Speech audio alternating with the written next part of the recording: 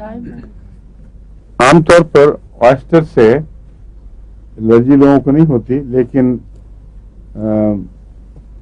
لائکوپوڈیم کو ہر موسم میں، کسی موسم میں بھی آئسٹر کھائے مریض تو اس کو فوراً وہ تکلیف ہو جاتی ہے۔ ایلو میں یہ بات ہے کہ اگر گرم موسم میں کھایا جائے تو پھر تکلیف ہوتی ہے، عام موسم میں نہیں ہوتی، بس یہ تھوڑا سا فرق ہے۔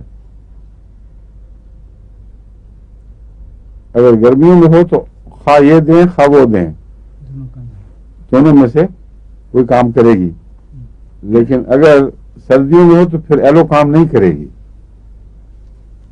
وہ گرمی کی دوا ہے جس کو گرمی میں تکلیفیں بڑھتی ہیں، یعنی خاص طور پہ یہ تکلیف۔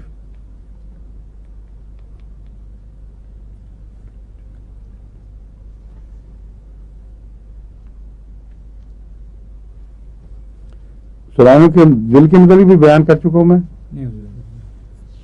دل کے ٹونک کے طور پر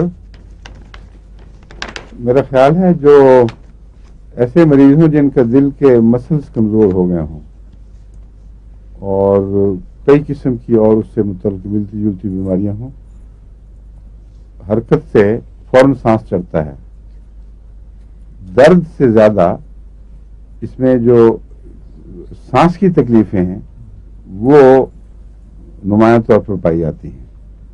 تو سولائنم ایسے مریض کو بہت فائدہ پہنچاتا ہے۔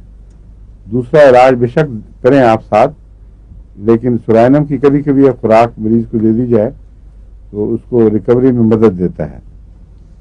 اس کی جو ٹیکنیکل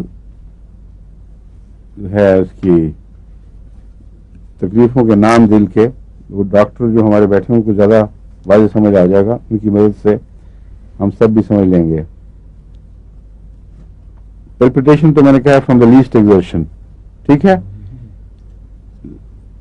اور بار بار لیٹنے کو دل چاہتا ہے، اور لیٹنے کے بعد تکلیف میں نمایاں فرق پڑ جاتا ہے۔